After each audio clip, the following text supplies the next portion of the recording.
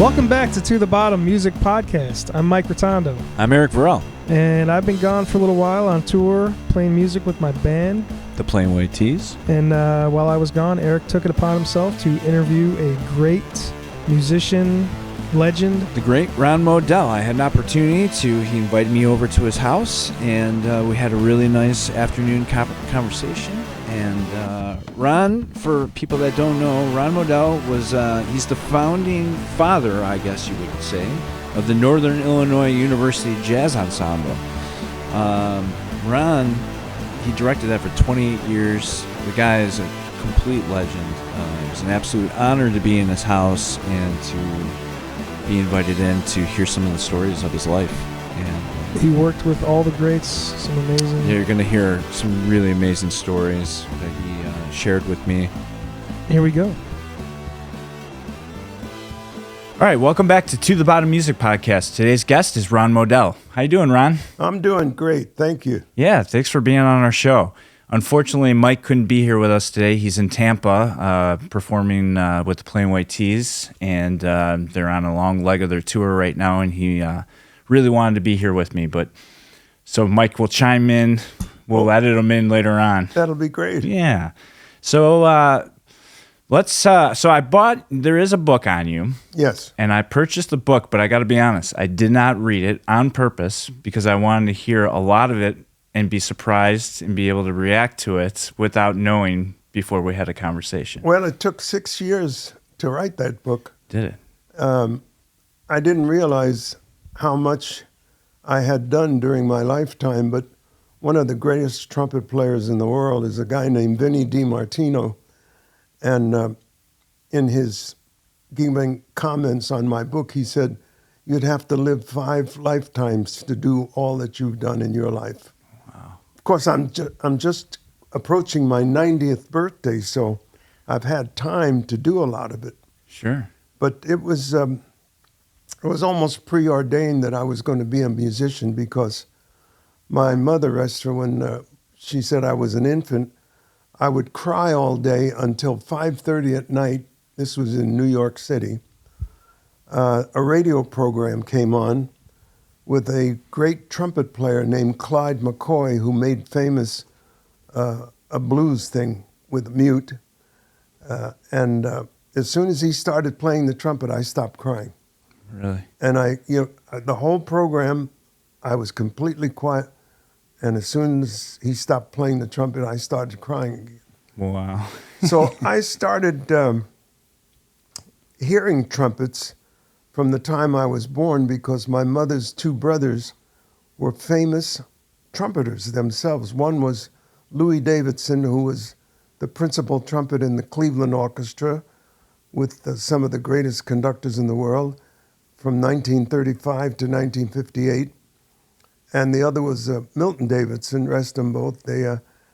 He was first trumpet in the Dallas Symphony and was more of a player who could not only play classical, but he could play jazz. He played with some of the big bands of the 40s. There was one called Van Alexander. And I heard him when I was 6 years old. My mother took me to the Paramount Theater in New York to hear my Uncle Milty play on stage at the Paramount.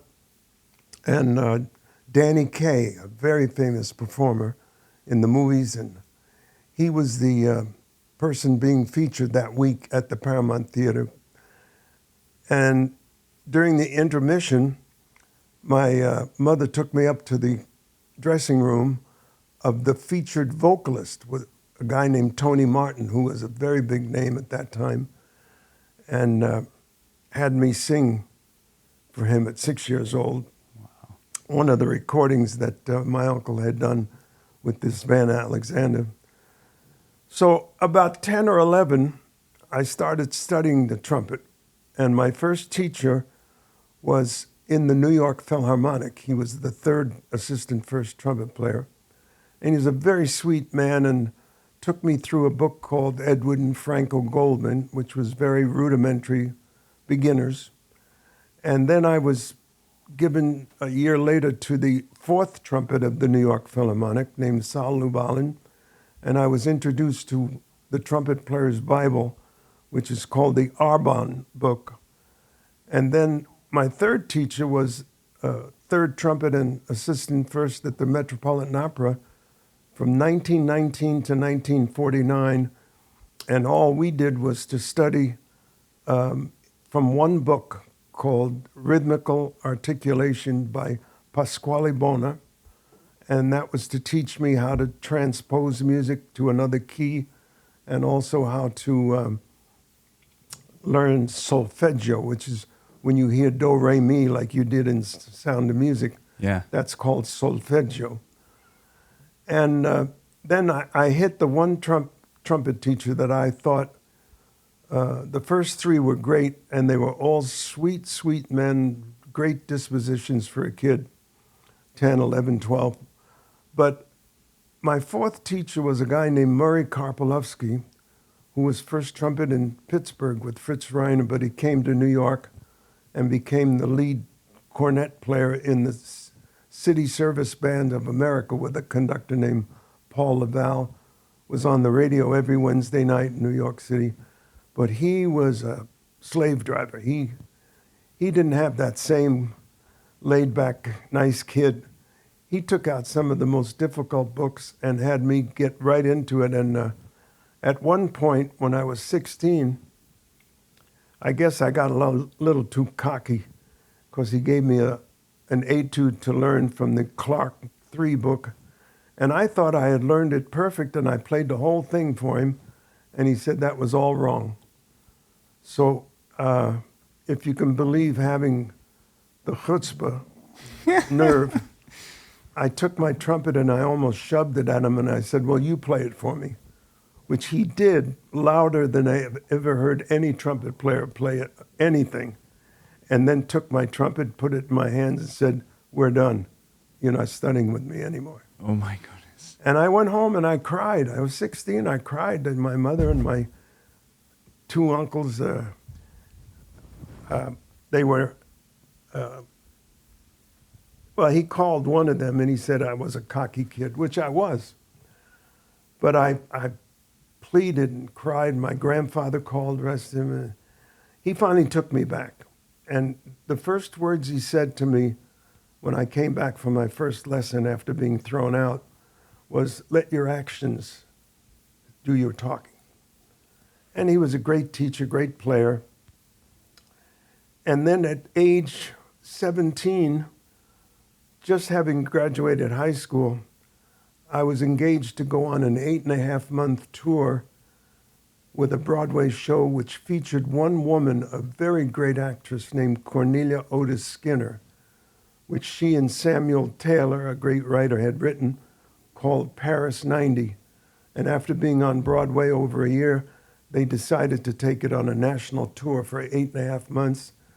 So here I was, approaching my 18th birthday.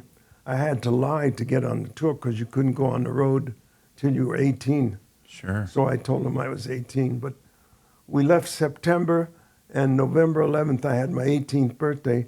And where I thought that everybody thought I was 18, the night I had my 18th birthday, we were playing in Atlanta. We were in Atlanta, Georgia. And the contractor of the orchestra made me a surprise birthday party where the whole company sang happy birthday. Yeah. So after I finished that tour, there was a span of 6 weeks during that tour where I got to audition for 3 of the greatest conductors in the world. I got a call from Eugene Ormandy of the Philadelphia Orchestra, Leopold Stokowski of the All-American Orchestra, and George Sell of the Cleveland Orchestra. Now, I was way too young to have had any experience to know the repertoire. The most difficult piece I had ever played up till that point was something called the New World Symphony by Dvorak.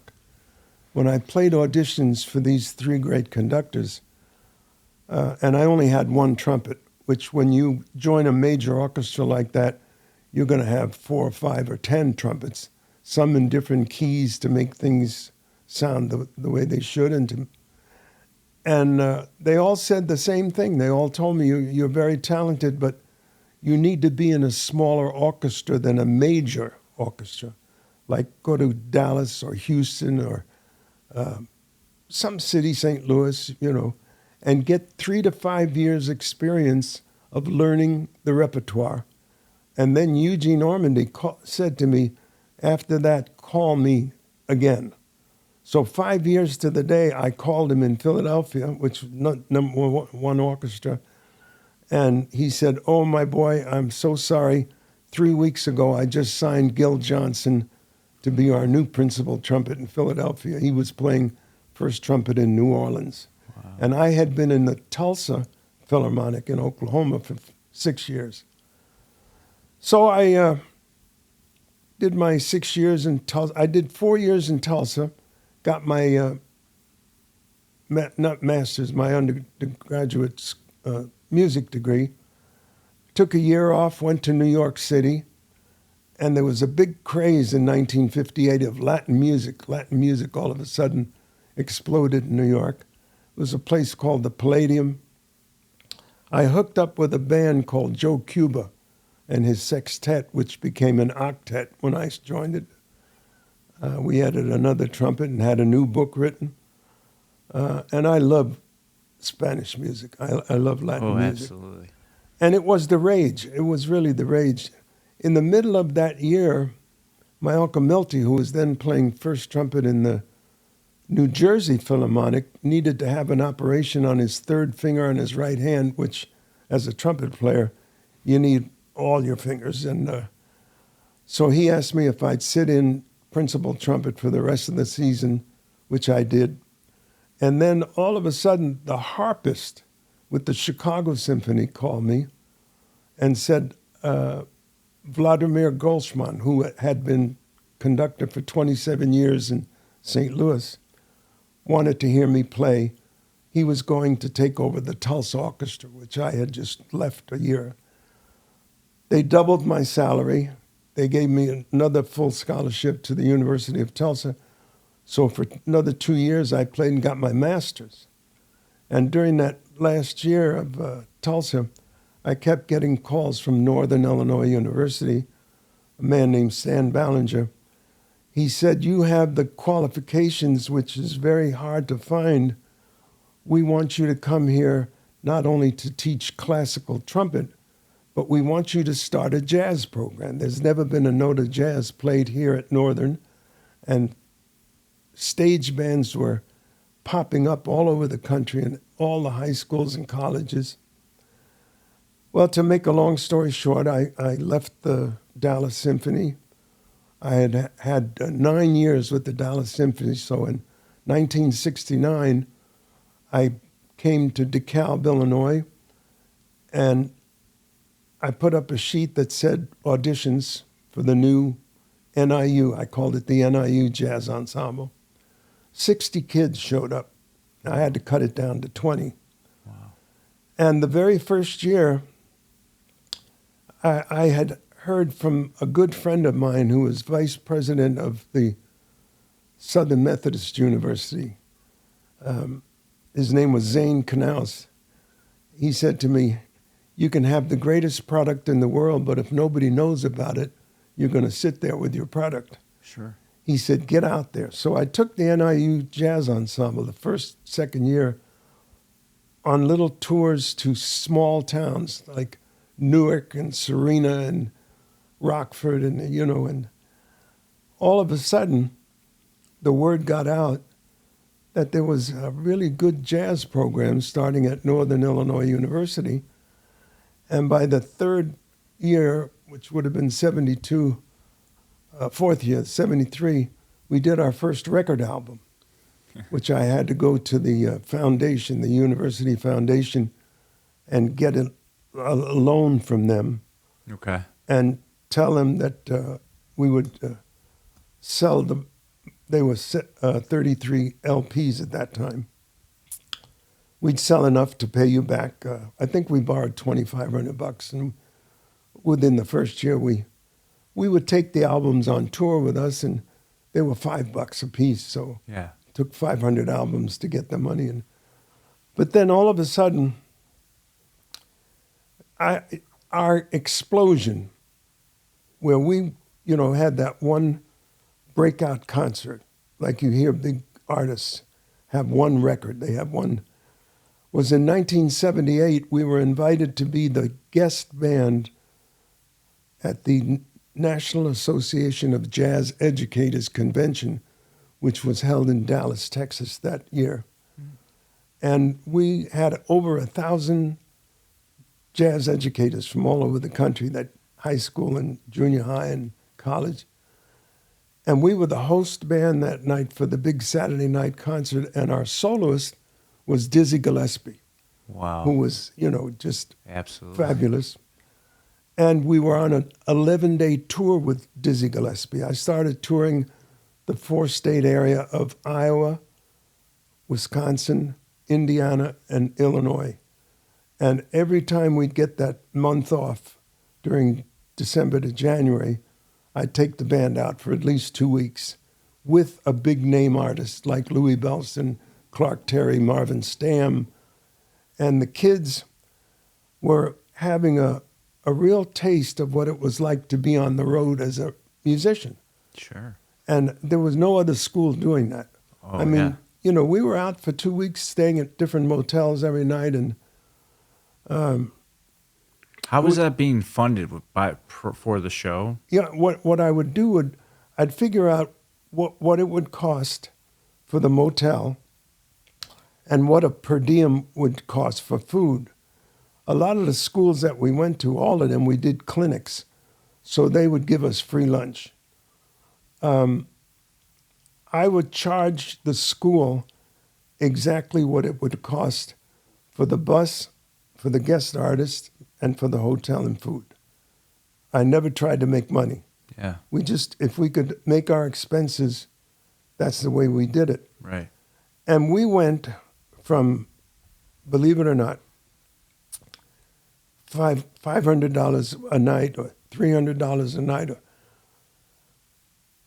We made a couple of concerts, maybe a half a dozen, where the band got $15,000. Wow. Because we had 3 major artists come. Right. So we had Louis Bellson, the great drummer, Conte Condoli from Doc Severinsen's band on The Tonight Show, wow, and Carl Fontana, the world's greatest jazz trombonist, all on the same program. Wow. And we would play the Paramount Arts Center in Aurora, or we would play the Rialto Square in Joliet. Now, with this money, we had a student association account, which only I could sign for. Nobody could sign anything for that money. Nobody was touching that money. Sure. And everything always had to be made out in forms, to express what you were using the money for. So it became, jazz artists were calling me, like Clark Terry, one of the greatest, when am I going to play with your band? Wow. And guys from the Tonight Show band, the drummer, Ed Shaughnessy, is still mad at me because I always use Louis Bellson on drums.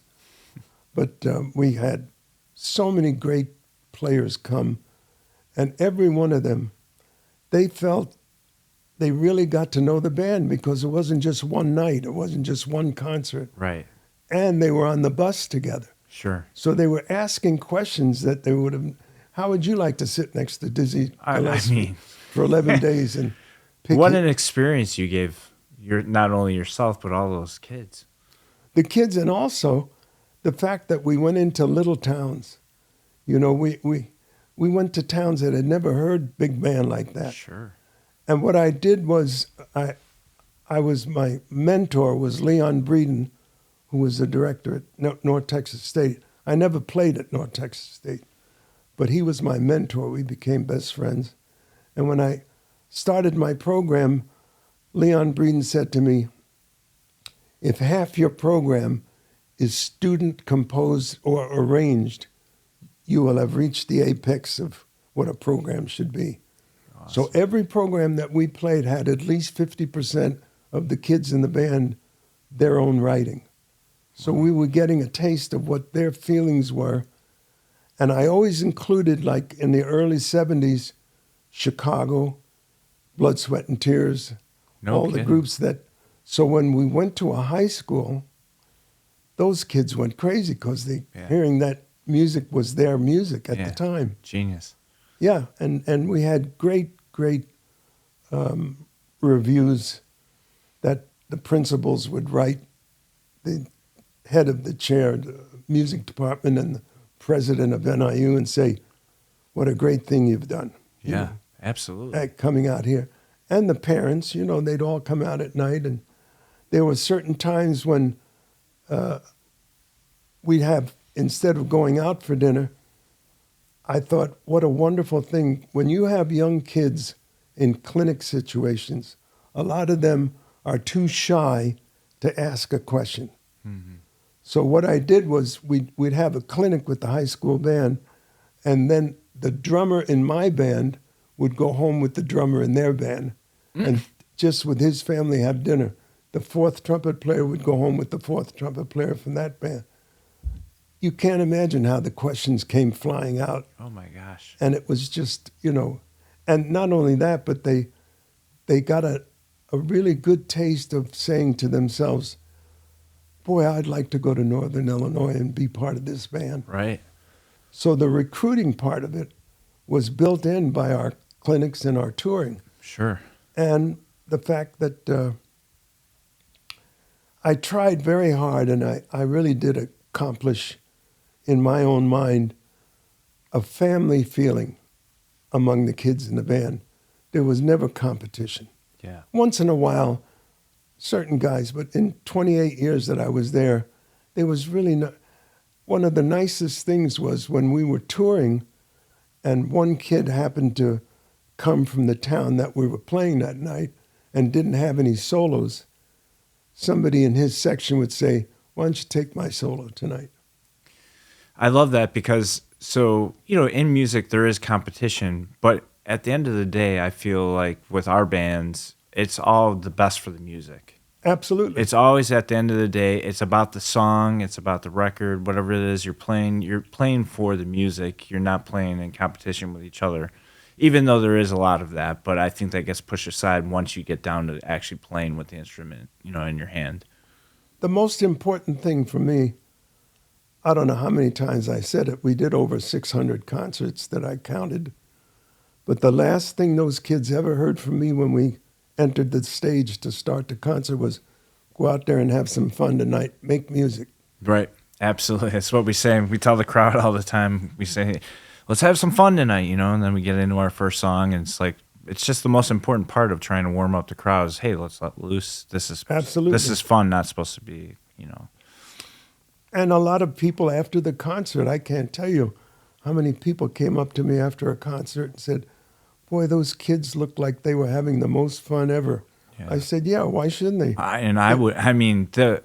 had no idea that how you arranged that and how you would get everybody together. It was like so much business and so much music. You're a genius.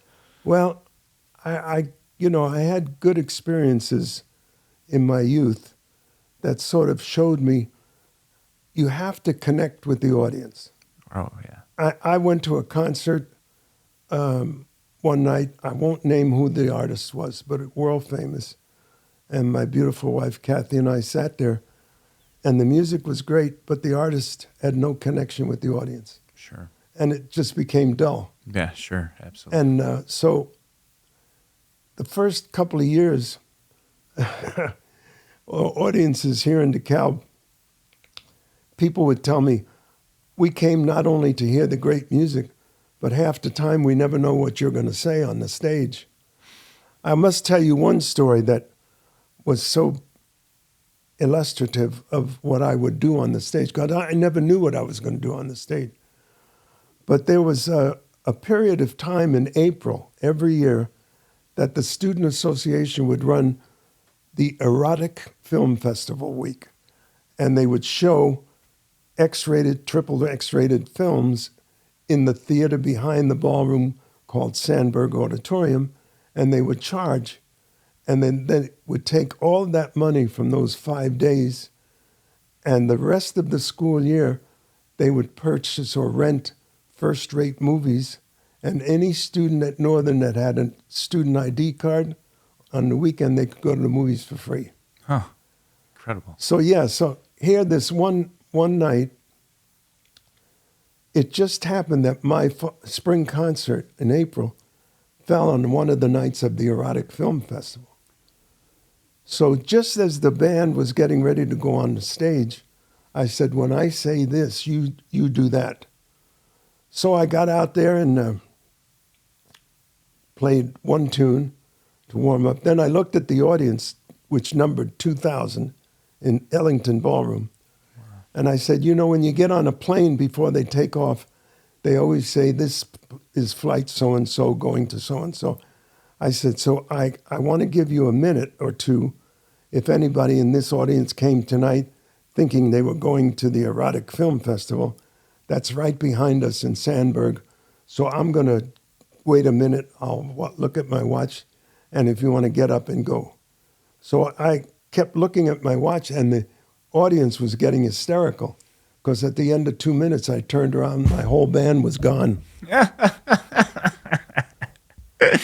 But that was just one small way, you know, that we always had fun. Yeah, trying to pull them in. Yeah. And also be with the crowd, you know. And they loved it. The crowd loved, they just, and you never knew, like for instance, one night, my oldest son, Scott, at the end of, he was 21 or 22 attending Northern.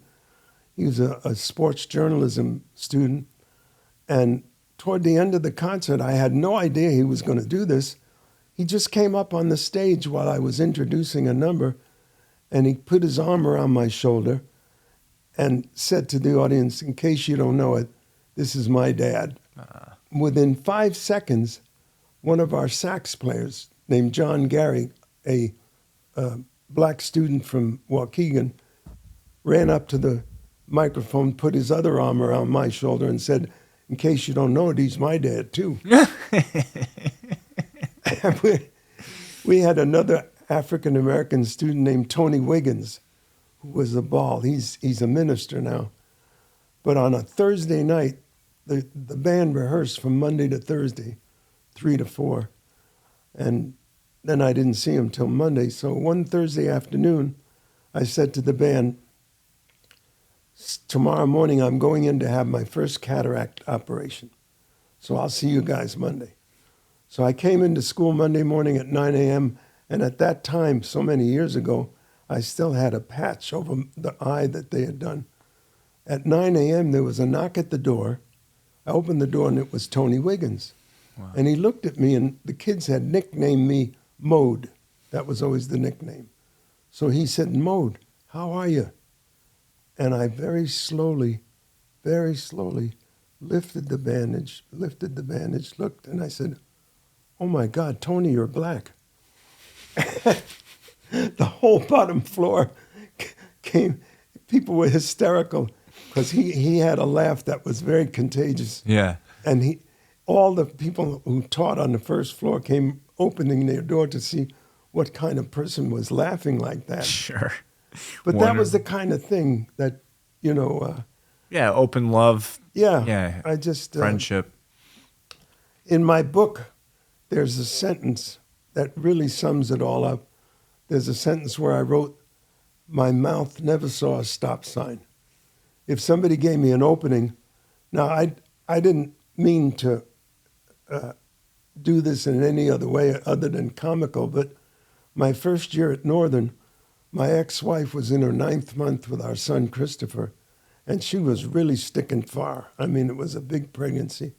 So we were checking out of Eagle, when they had Eagle markets here, and this woman behind me, who had to be all of 85 or more, tapped me on the shoulder. Now, remember what my wife looks like. She taps me on the shoulder, and this is exactly the timing of it and exactly what happened. She tapped me and she said, is your wife pregnant? I said, no, she's been that way for 3 years. We think it's water. So I couldn't help it. It was, right. And that thing has gone through my whole lifetime. Yeah. My wife says the same about me. I'm very misunderstood by my friends and stuff. They think I'm crazy because I do the same thing. I'll get a little window to tell a joke or something like that, and then I just go with it. And it may not make any sense to anybody but me, but I think it's hilarious. Has any of the past members of anyone that you taught, have they gone on to do anything extraordinary? Oh my gosh, yes. We had kids who had Buddy Rich's band, Woody Herman's band. Two of them were part of Styx. Wow. There's been so many of them that have traveled with big names. Sure. Our pianist went out with Pat, what was her name? Pat, a female singer, short. Benatar? Who? Pat Benatar? Yes. Yeah. Was Pat Benatar's pianist. We've had kids that traveled when Sinatra was still on the road. Performing, huh? Yeah, we had so many kids that I would say 80 to 90% of them ended up teaching. But there was that 10, 20% that made music their profession. Yeah. And they made a living. Wow. And of course, now it's really bad. I mean, there's just no live music. No, you can't make money. When I came to Northern, there were 20 or 30 road bands out on the road still playing. Sure, I believe it. And what was it like a little bit going back to the touring days in the very, very early days? You know, you hear about the Buddy Holly story, which I've been to Clear Lake, Iowa, to with my brother to celebrate, kind of like they have their 50s, and in February. And you hear the story of that night and stuff. There was no heat on the bus, and you hear about the Beatles and everybody like that talking about. So, what was touring like? Well, it was the 2 weeks of the school year. And all the kids told me this for 28 years, so I know it's true. They said that's what they look forward to more than anything else. Because number one, they're on the bus. I made a rule that I never broke, and that was that everybody would have their own bed. So when we stayed in Holiday Inns or whatever we stayed in, we had two double beds and a rollaway. And three guys roomed, the same three people roomed together, and one night one would get the rollaway, and the next night the other guy would get. We did it that way, and it was funny because there was one female. There were no females instrumentalists, but we had a marvelous singer named Angie Geray, who went on to have a fabulous career in Los Angeles, doing jingles and working with some of the great, great singers in Hollywood. But at some point during the evening when I brought Angie out to do her set, as soon as she did her last number and walked off, I would say, now, I'm sure that all of you are wondering what it's like for a young lady like this, so pretty, and travel with 20 young college-age. I said, you don't have to worry about her. She rooms with me. And of course, the audience would break up. You gotta have so much laughter. Like you have to do those things because we did, and it was so much fun. The band always had this wonderful feeling of be sharp, be alert, because there's no telling what Mode's going to do up there. Yeah, and the music was their own music. As I told you, half the program was music that they wrote. Unbelievable to hear that. And they came up with great titles. There was a kid, he was one of the greatest drummers ever, named Dave Lang. He ended up, I think, in Schaumburg, became a band director. But he gave me a piece one day, and I never realized until somebody pointed it out to me. It was called Sonova Beach, and it was actually son of a bitch. But he goes, Soneva, I never looked at it like that, Yeah, of course.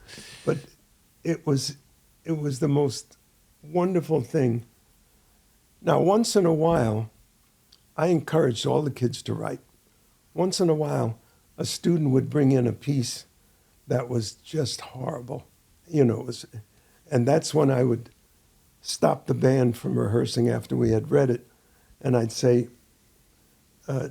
did you never hear the story about the two scientists working in the laboratory, Viennese, and one came running in one day and said, "Fritz, we found a new way to make a baby."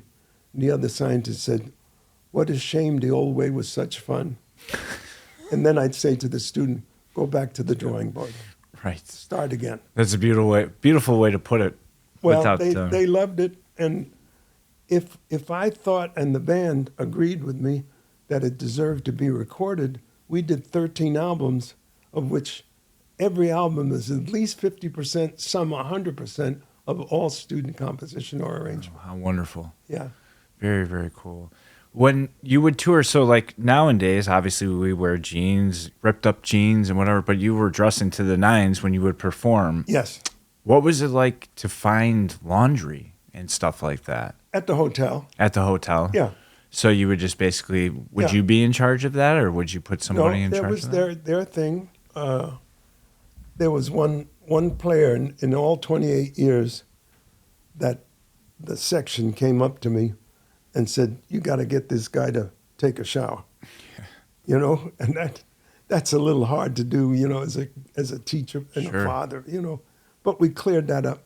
We wore long sleeve shirts that I had made that had the NIU Jazz Ensemble insignia on the breast part of the shirt. And at one time we had leisure suits, and each section had a different color leisure suit. Cool. And in the summertime, 2 times the Disney people in Orlando flew the whole band down, put us up, fed us, and we performed twice a day at the American Epcot part. So Mike, my partner, he does that every year, and they've been doing that for I think the last 6-7 years at Epcot, and they go back every single year and they Right. get invited back, and they perform 2-3 times a day. Right. So that program's been going for a very long time. Yeah, we were there when Dave Brubeck was Wow. on the same program as us, and it was all big names. you Yeah, know. absolutely. But the fact that these kids were given a free, yeah. all expense paid trip to Orlando, and during the day, they could go on any ride or anything, Sure. It No was- wonder why the jazz ensemble was such a popular. Yeah. and it was so nice when I retired, one of the vice presidents wrote such a beautiful letter about, he knew that any student that came from NIU was going to be non-alcoholic, non-drug. One of the biggest band leaders in Chicago, Dick Judson, was overheard, because the guy called me and told me, he said, "Dick Judson told somebody tonight, I never hesitate hiring a student who came out of Ron Modell's program at Northern, because I know they'll be there in plenty of time, there'll be no alcohol, there'll be no drugs, and they'll play beautifully." So Very that was a good. very big compliment. And Sure, absolutely. I felt very good when I heard that. You should. Absolutely. What's the state of is there still a jazz program? Yes. Strong jazz program? Yeah, there was a man named Ron Carter, rest his soul. He just passed away not long ago. He came from East St. Louis High School and took over the program, and for 17 years ran it. And he had recently retired. And one of his former students, Reggie Thomas, great pianist who played with Count Basie's band, he was the pianist. So he, in essence, was Count Basie. Wow. For a long time. And his wife, Madra, marvelous singer, just marvelous singer. And the two of them was such a great addition to, she didn't teach at Northern, but she was part of that jazz program, I'm sure. And Reggie just left a few months ago. And I think one of my ex-students from one of my jazz ensemble has taken over the #1 band. No kidding. Yeah. Well, that's So great they're- to hear. Yeah, the COVID thing killed Sure. everything in our country. Sure. So it took a long time to get it back to where it was. Yeah. But no, it's fine. And there's a Ron Modell Scholarship Fund, which helps certain kids that come, Fantastic. and I'm really happy about that. Yeah. Quincy Jones donated $5,000 to that to get it started. Now, what's the story with Quincy Jones? Well, Because I noticed he wrote the foreword in your book. yeah. In 1996, it was April, I think, or May. It had to be April or May. I was sitting in my office at the school, and a guy called and said, "This is Claude Nobbs, who was the head of the Montreux Jazz Festival, which is the #1 jazz festival in Switzerland." Right. He said, "Do you think your band could come over beginning July 15th and do 4 days of rehearsal? Quincy Jones is being given his fame. It's called 50 Years of Quincy Jones Music Revisited. So we're doing a tribute to Quincy Jones' 50 years of writing, and you'll play music from his TV shows. He did all of Michael Jackson's things, and The Color Purple, and did movies, and basically, what didn't he do? Yeah, that's right. He has the most Emmys of anybody. Right. He said, "You'll come on Tuesday, 1987, 16th of July, and you'll be rehearsing Shaka Khan, Phil Collins, Patty Austin, from Simply Red." Do you know that vocal group? Simply Yeah, Red? oh yeah. Mick Hucknall, James Morrison, and first day of rehearsal is 6 hours, second day is 7, third day is 9, and the day of the concert, the kids were on the stage from 10:30 in the morning till 1 a.m. Wow. Just a half an hour break for dinner. We did the concert twice, and the second concert, which was an afternoon one, came about because a very well-known jazz musician, Les McCann, had become very, very ill and didn't have money for his hospital charges. And Claude Nobbs asked every artist and every musician if they would do an afternoon concert with all proceeds going to Les McCann for his hospital. And everybody, without exception, said, of course. So I don't know how much money, it was thousands of dollars that they collected. Sure. Then we opened the concert that night. The NIU Jazz Ensemble played a half-hour set. Then we changed shirts and had shirts that said Montreux Jazz Performer. And we became the backup band for Phil Collins and Shaka Khan and Patty Austin and all these people. Wow. And it was... Quincy Jones, I interviewed him twice for the Instrumentalist magazine. And in the first one, he said, that one night was one of the greatest nights of my entire life. I mean, there was a guy from LA named Gary Foster. He was an A player, meaning he was called for every top recording session. He wrote me a note that said, I could not think of any band in the entire planet that could have played better than the NIU Jazz Ensemble that night. Wow. They were like, here was Earth and here was the band. Yeah. I mean, how would you like to be a kid and you're sitting there for 4 days, 6 hours, 7 hours, 9 hours? I mean, the opportunities that you were able to create by putting a letter on the side of, hey, we're going to start a jazz ensemble. Anyone want to come? You get 60 people, you narrow it down. I mean, can you imagine? Did you have any idea where you would go when you put that flyer up there? Absolutely not. Absolutely. And how proud are you? Well, it's...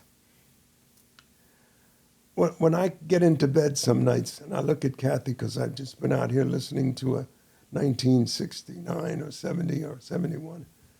And I said, damn, those bands were great. She said, yeah. Didn't you know that?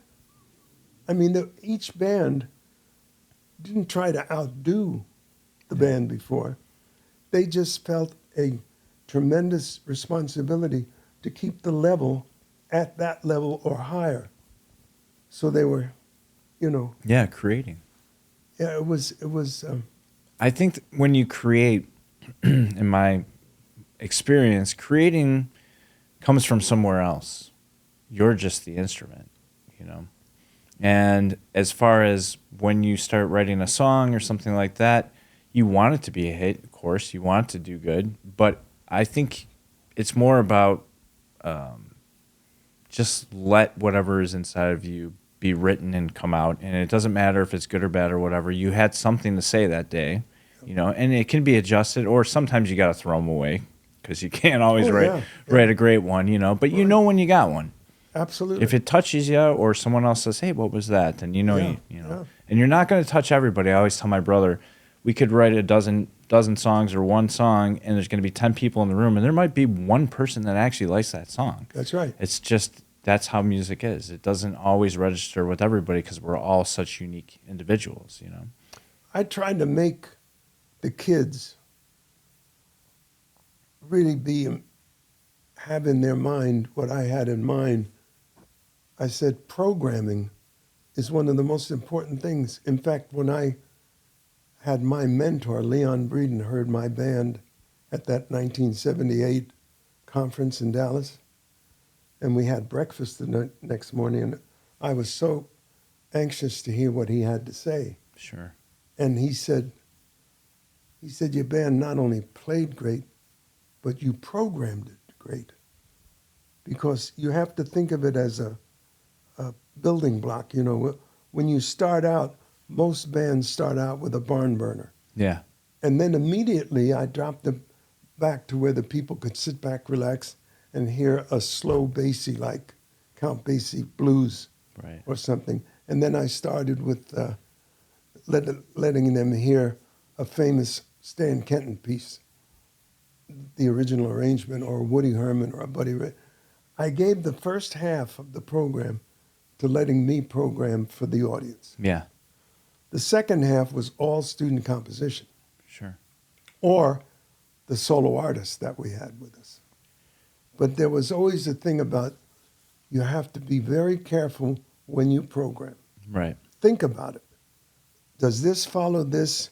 And does it give it sort of a feeling of, in Italian, poco a poco, a little by little, we're starting to build up again. And by the time we reach intermission, we've got the audience up here again. Right. We started here.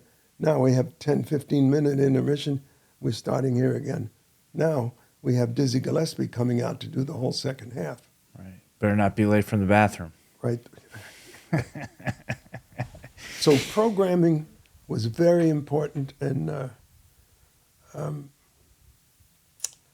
well, you're such a great storyteller. So I could see where you were an expert at that, because you just know how to put the pieces together, you know, and capture, like whenever we have a conversation or you tell me a joke, you bring me in, you know, and you capture my attention, and I want to hear it all the way through, and then the punchline at the end, and then my day's made, you know.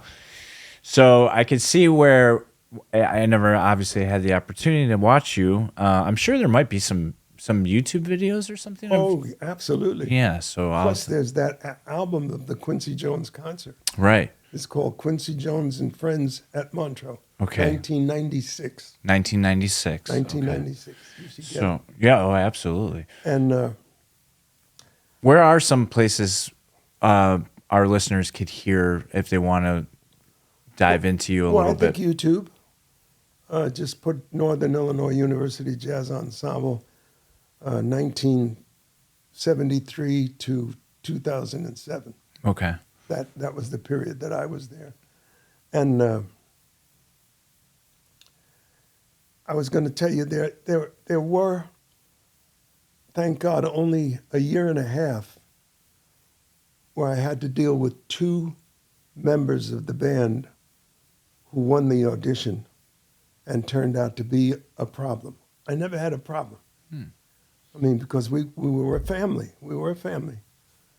And their negative attitude started to permeate the band, which as a father, I reacted first, and then as a teacher, I reacted second, which should have been just the opposite.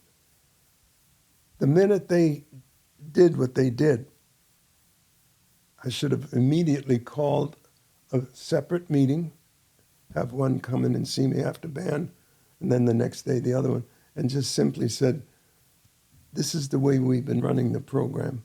If you don't think you can adhere to the way we do things, I'd like to shake your hand and you go find another band. I acted like a father trying to improve them, to show them the right road to travel. Otherwise, in their future, they were going to have problems. Yeah. In other words, one of the kids that transferred in from North Texas, when we went on tour, we had a sound engineer with us. There was all kinds of sound equipment. Everybody had a job. Mm-hmm. So we were, after a concert in a half an hour, the bus was packed and we were on the way. So the first night that this kid who came from North Texas, who was a fabulous player, he's standing there and I said, what's your thing that you should be doing? He said, we never had to do that at North Texas. You know, it was one of these, and North Texas has had a reputation with their top band, their 1 o'clock band, being not only one of the greatest bands, but this problem of dog eat dog. Yeah. We never had that. Right.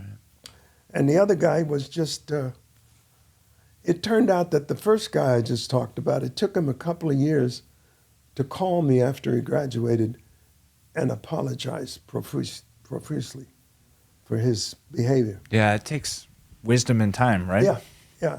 The second guy I've never talked to, and I have no desire to talk to. I love people. Yeah. But this was something that should have never occurred in the way it occurred. Well, he missed out.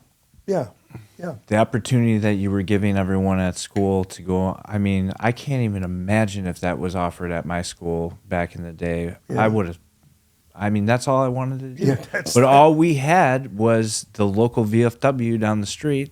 Right. Let's go in our garage with, you know, luckily our parents were cool and letting us make noise. And, you know, but it was like, we had the VFW hall, a couple little local things going on with a couple of the park districts, you know, until we got a little bit of wisdom, some time under our belt, realized, hey, we kind of have a thing here. And then we started working our way into the city because I was a suburb boy. So, and then from there, all the doors opened up. Yep. And it was, what a ride, what an experience, you know, and I'm still chasing it today. And I've gotten to go to the UK with my band, and I've had the privilege of being able to tour London and everything over there, and Glasgow, and we spent 17 days there right after a bomb went off at another concert with this Ariana Grande tour that was there, and we flew out literally the next morning, and it was the most chaotic thing. We were over by Big Ben, and the next couple hours later, there was somebody slashing throats with swords and stuff and doing terrorist attacks, running into people with cars. And it was such a scary time that I really couldn't really embrace even the fact that I was there. And really hot time for some reason. It was super, super hot when we were there. But yeah, music has fulfilled my heart in more ways than I can even tell you. And if I would have had an opportunity to have a program that could have given me wheels back in the day, a controlled set of wheels to actually learn, you know, I think I would have done a lot more things musically wise, and it would have been nice to have somebody like you be able to teach me. Well, one of my proudest accomplishments with that program was one year a kid came in as a freshman, walked up to the player in the band that had been there and said, I'm going to have your chair next year. You know, real arrogant, very arrogant. And he made the band the next year, but not in that chair. He was a saxophone player. At the end of the first semester, we were getting ready to go on tour for 2 weeks. The other 4 players in the section came up to me and said, if he goes on tour, we're not going. And I sat the 4 of them down and I said, look, you know that we have contracts, that we've promised to go to these schools and do clinics. Not only that, but we have a major artist that I'm paying to come out and tour with us. Sure. And I said, did you ever not stop and think, why does that person act the way they do? You don't. None of the 4 of you do. I said, I'm going to ask you to do one thing. On this tour, on separate nights, I want each one of you to invite that guy out to have a beer or a Coke or whatever and try to get to know that person and see what happens.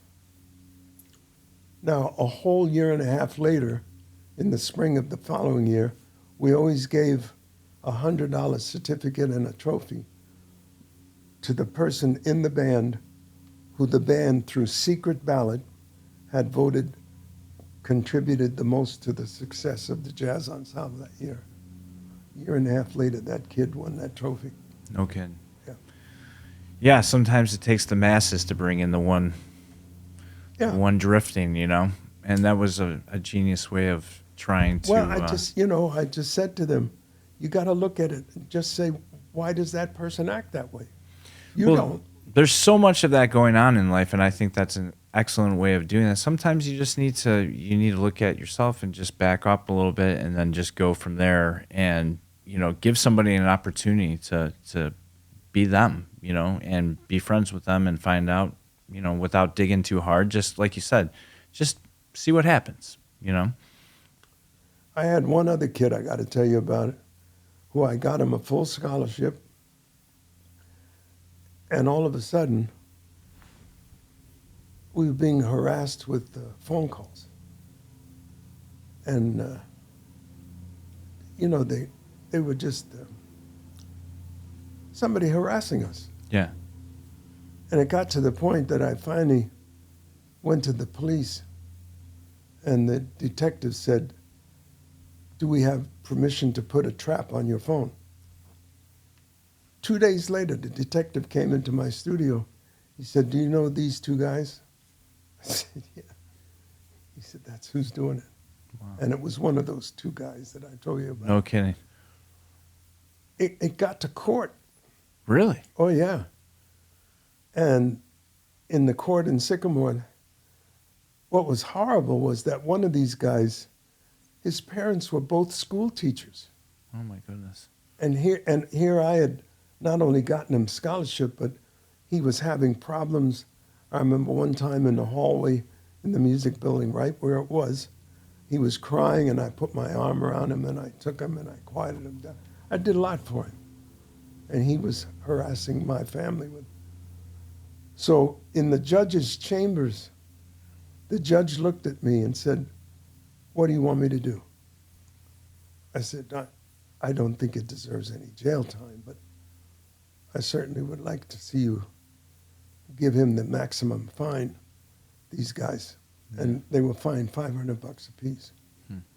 But the thing is that those parents never came over to me and said, we're so sorry for the way our son acted. Or as teachers, we feel your pain. Right. You know, you did so much for him. Never heard from them. Huh.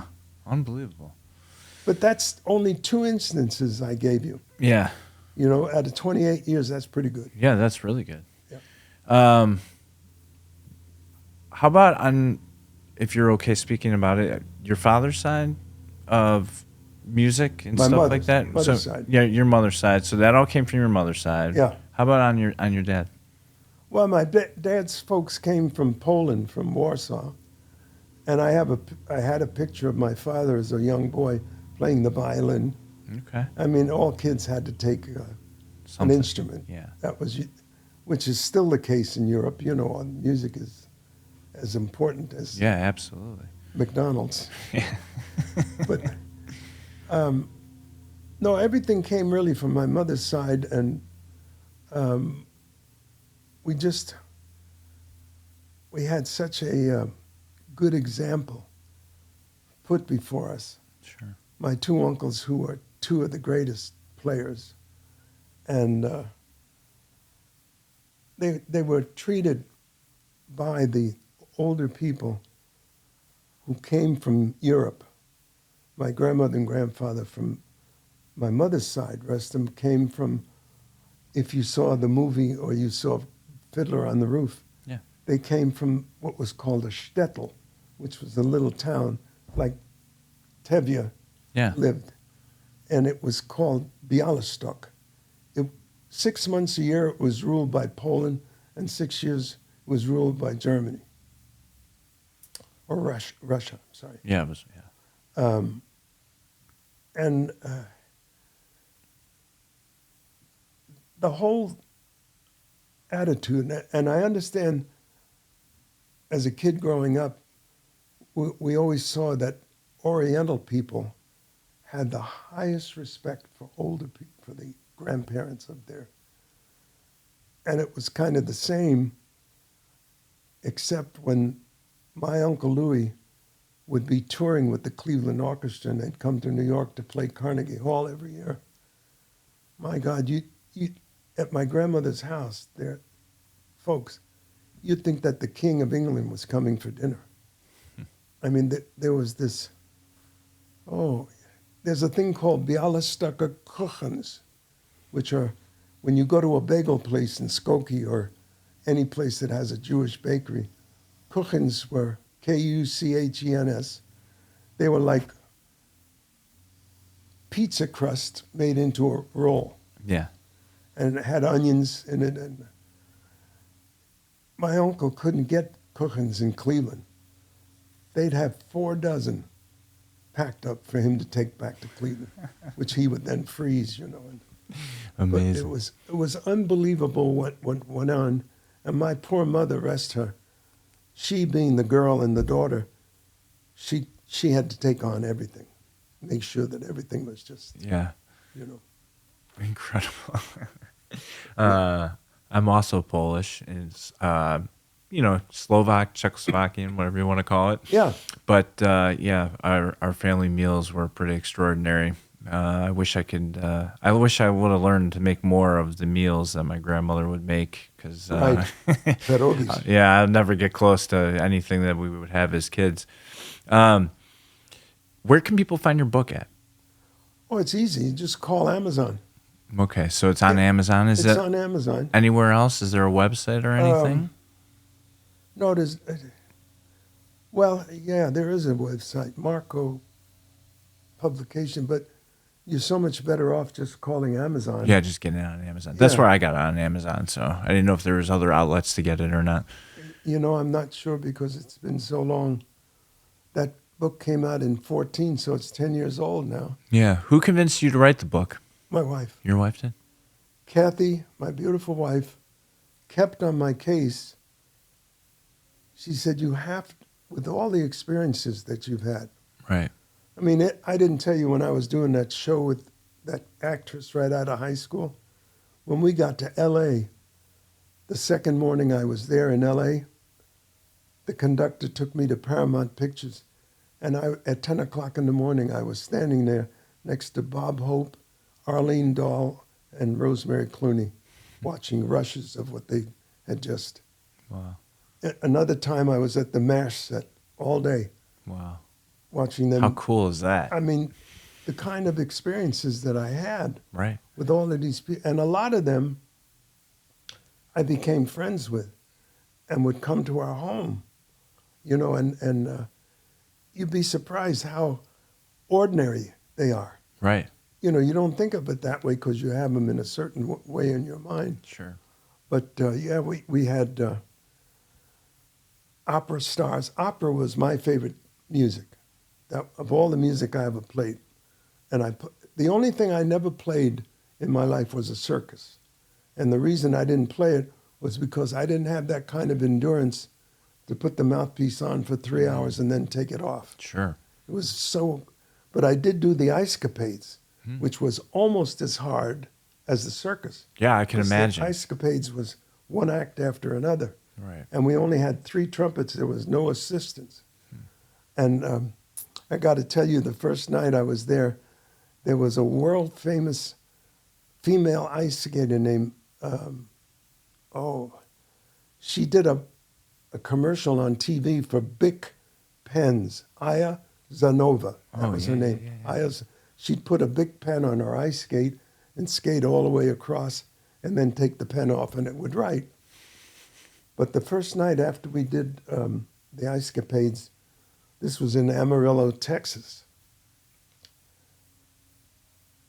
We did 2 shows that day, and the second show after the conductor came into the tent where the musicians were, and he said, Ms. Zanova is outside and would like to meet you. Wow. Because one of the feature numbers that she did was a dirty trumpet blues solo. It was beautifully written, and I had a thing for it. She was 5'10" or 5'11", and she had her skates on, so she was even taller. I came out there, and she's a beautiful woman, all muscle. And she said to me, "Tonight, you make me dance like I never danced before. I love you." And she turned around and walked away. And she had to come and see the trumpet player that played that. Incredible. Yeah. That's awesome. Was there any super cool like jazz stories of like late night bar scenes of any certain downtown like New York or something like that where you stumbled upon one evening and saw like some incredible performance? Yes. And I'm trying to remember where.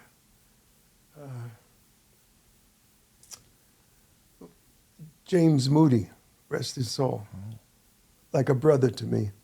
On his 70th birthday at the Blue Note in New York, they gave him a surprise party.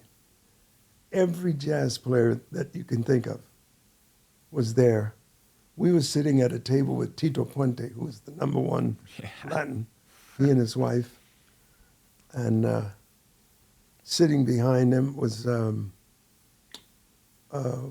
the guy who did the Newport Jazz Festival, the guy who sponsored it. Okay. But I mean, there was everybody in the world. Bill Cosby was the MC. Oh, yeah, okay. And all these guys got up to play for Moody. You know, were you familiar with Moody? A little bit. Oh, I mean, Moody was unbelievable. And the sweetest man. And yeah, there were certain scenes where you just snuck in L.A., Gary Foster, the guy I told you about who wrote the nice comment after our show, would take me to Dante's, which was a famous jazz thing. That's the only thing I can remember right offhand. yeah, I mean, I'm sure there was many of nights where there was probably some good stuff going on. Oh, yeah. I'm sure. Well, the thing about jazz is I feel like there's always something good going on. Yeah. I feel like it's such a feel and a thing. It's not like I mean, I'm sure it could be screwed up. Yeah. You know, but I mean, at most, if you play jazz, you're a pretty talented guy. Yes. You know. Yes. So I feel like them improvising and stuff like that's probably, you know, part of the kind of like fun of screwing up a little bit, but then catching yourself and getting right back into it. And little sweet surprises happen throughout the evening as you're watching the set, you know. Anything else you might want to add? We're about to leave for our home in Florida for 6 months. And the owner of the comedy club and I got together, and my birthday turns out to be November 11th, which is Veterans Day. Yeah. But it's a Monday this year. And we decided to do a show on November 10th, Sunday. Oh, you're going to do one? There's my wife. Oh, okay. Commemorate my 90th birthday. Oh, fantastic. And there's people coming from all over to fly in. And this is in Bradenton? in Sarasota. In Sarasota, okay. At the big comedy club. Yeah. Okay. What's the name of the comedy club? McCurdy's. McCurdy's? Yeah, Okay. it's on Ringling Boulevard. Okay. Yeah. I know exactly where that's at. Just tell me a little bit about the how you got into the comedy thing, and then we can end it. Oh, if you yeah, want. good. Yeah. It's a good topic we should talk about. Yeah. So how did you basically? So what year was it that you retired from NIU? I retired from NIU in 97. Okay. And then the next 10 years, I toured doing clinics which were titled Making Music, because most of the great musicians that I came to know and talked to all felt the same as the greatest musician I ever heard was a Russian trumpeter named Timofey Dorschitzer. And what made him the greatest musician was that my uncle, Louis Davidson, played a recording for the Chicago Symphony Trumpet Section one time while they were visiting. And none of them had heard this Russian trumpeter. And one of the great trumpeters from the Chicago Symphony said, after they heard a certain solo, I played that all my life and I never knew it went like that. He had the way of finding something in the music that you and I had. For instance, Rhapsody in Blue, which is really for piano, was rearranged for trumpet and orchestra.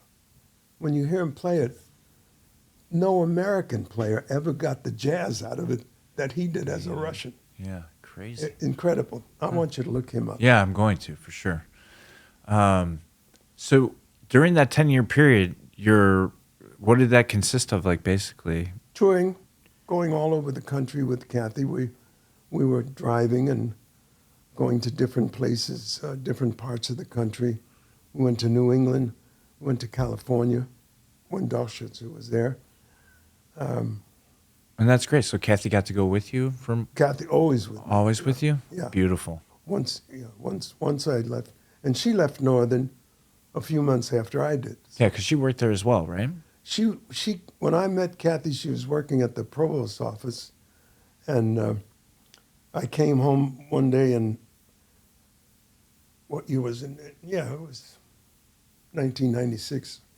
We'd done that Quincy Jones thing in Montreux, and I said to Kathy, I've decided July 4th, 2007, I'm going to retire from Northern, because I started on July 4th to do my first concert at the Municipal Band on Tuesday night with Dee Palmer. Okay. I'm going to end it on July 4th, 2007 with Dee Palmer, who was then 96. Wow. And after that, I will never play another note on the trumpet. And people were always amazed, said, don't you do for your own? No. I did it for 65 years. That's all I wanted to do. I didn't want to do it anymore. Now, this is something I did know, and that blows my mind. But I can understand why maybe you decided, because you don't even have a trumpet in the house, correct? No, I don't own one. Yeah. I sold all of them, and I gave some away. The reason was simple. When people would say, "How you're only 72 years old, how could you?" And I said, look, my whole life, I played at a certain level. I was not going to ever go below that level. And what used to be ABC for me became XYZ. Yeah. I had to practice more, I had to warm up more, I had to do a lot more practicing before I could walk on the stage confident that I could do the job. And when it got to that point, and I said to Kathy, I can't put that work in anymore. I can't do it. And she introduced me to a game called golf at age 65, and I became an addict with golf. So it was easy for me to put the trumpet away, and Get into we went golf. golfing. She was a great golfer, and I had to learn. But So that transfers into the comedy thing. yeah. On our 10th wedding anniversary, I took Kathy to Lake Tahoe, And we passed by a comedy club in Tahoe, and we had never been to one. And like most people, we had heard that comedy clubs were dirty. They used foul language and so on. But it was featuring 3 Canadian comics. I can't remember who they were, but we went in and we had the most delightful evening. It was just great. They were all nice, good humor, nice, no big deal. So when we got to our home later that year in 2006, we got to Bradenton, Florida, where our winter home is. We went to the comedy club called McCurdy's Comedy Club. And after the show one night that we went, I went up and I introduced myself to Les McCurdy, the owner, and I told him a joke. And he said, "We have a thing called open mic on Wednesday nights. Why don't you come in Wednesday night?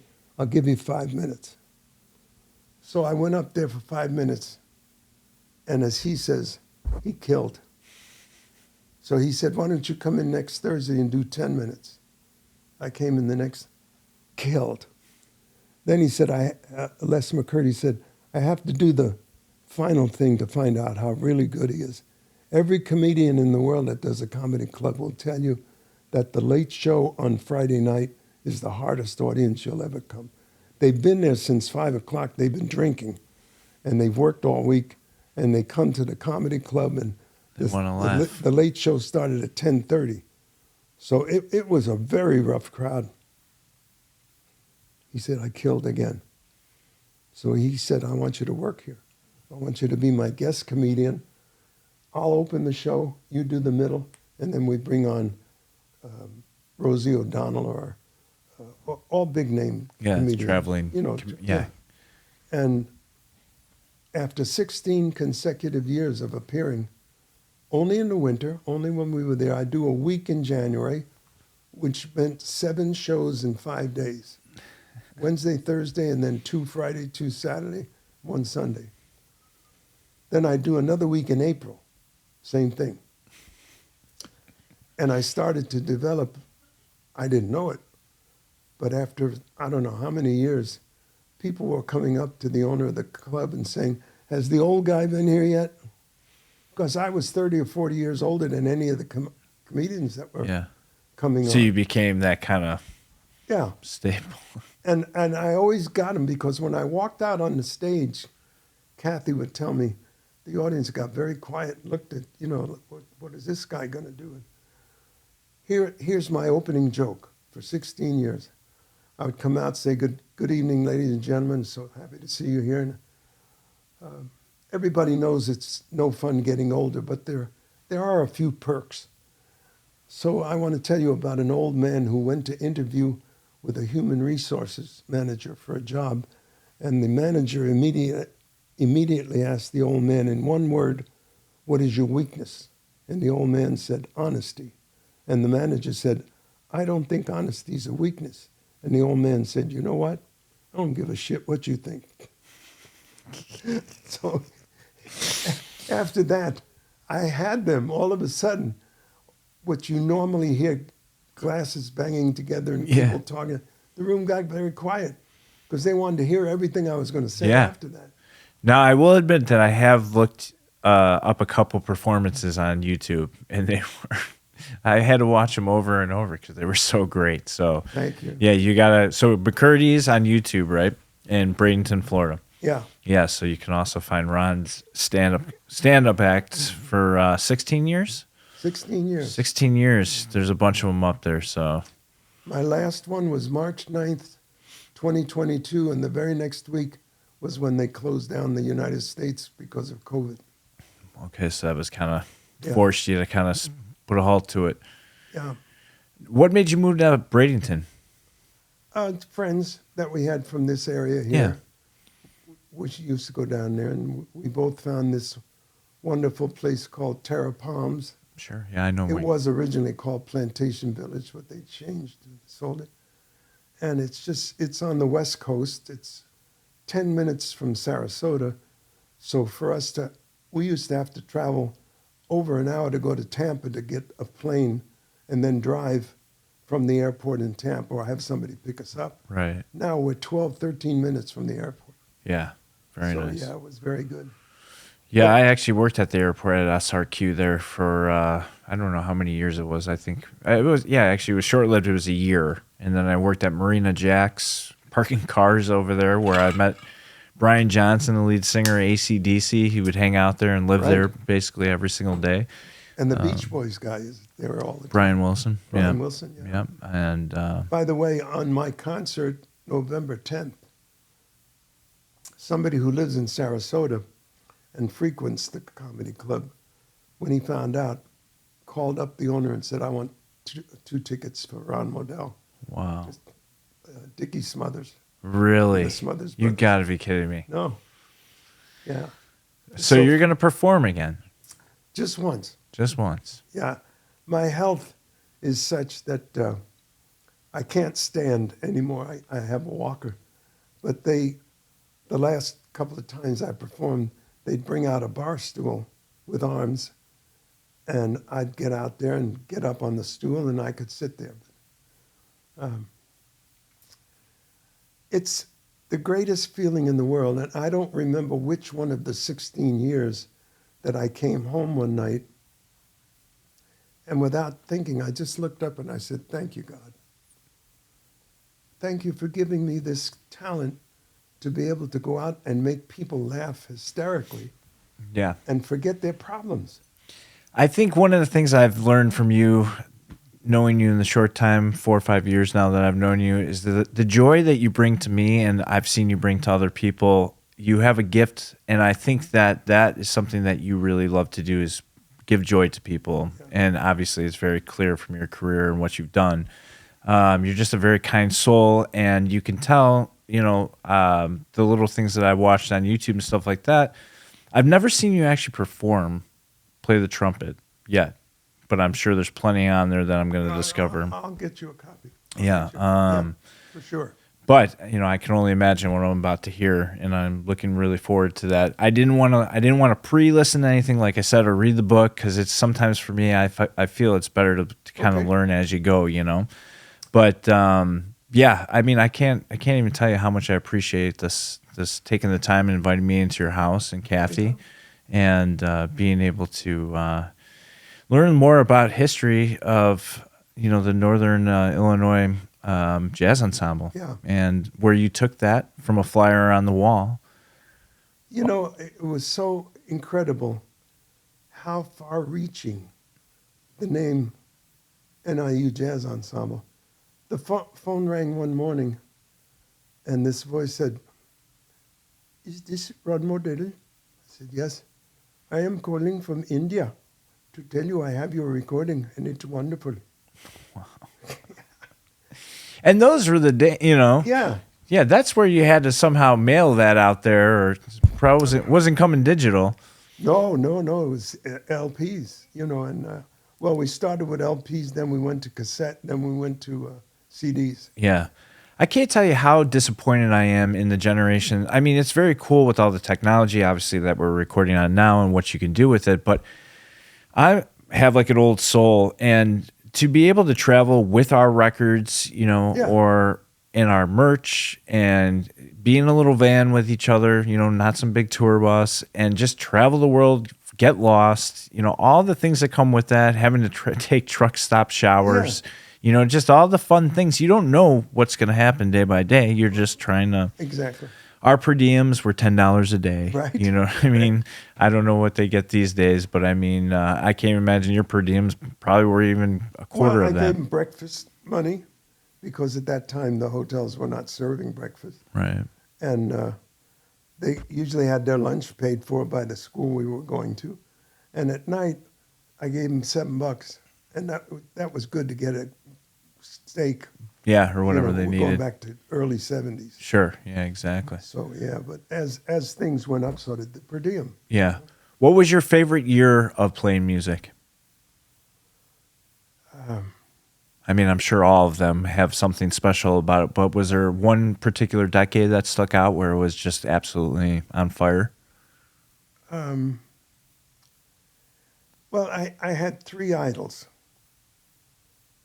Of course, the trumpet player, Team of Eight. Oh, shit, I'm going to make sure you get recording of him.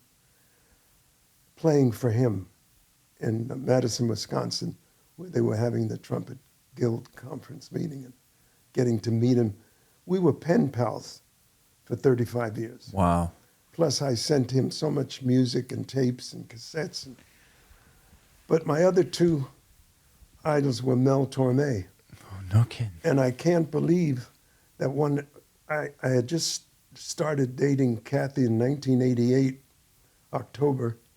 And this was in the beginning of 89. I came home and I said to Kathy, you're not going to believe what I'm going to tell you. A guy called me from the Rialto Square Theater in Joliet and said, could you do a concert with Mel Torme? Your band, do the first half and then accompany him the second half at the Rialto. I said, God.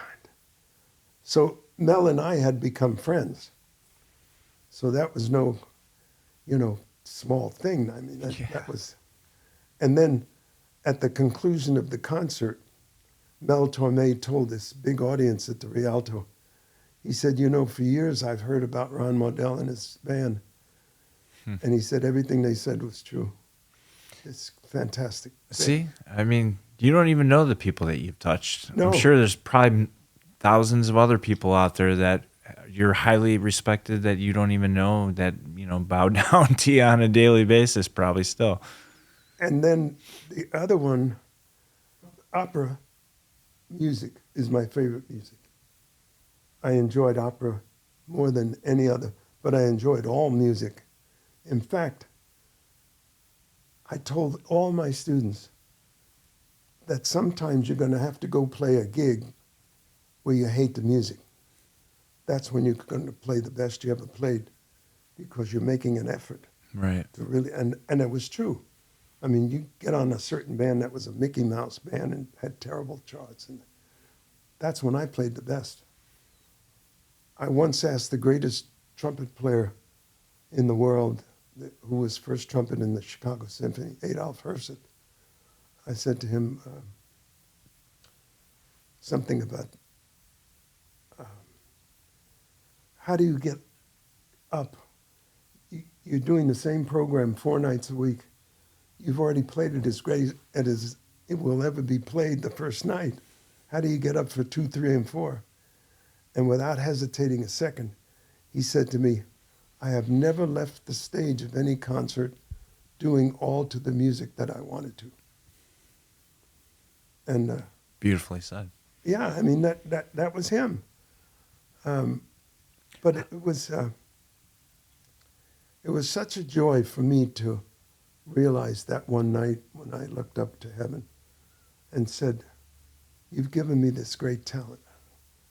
And to know that you're making people forget all of their problems and to have them come up to you after the concert, the set or whatever, and just say, you made my day. At the height of COVID, when we were in the middle of COVID, I woke up one morning and I said to Kathy,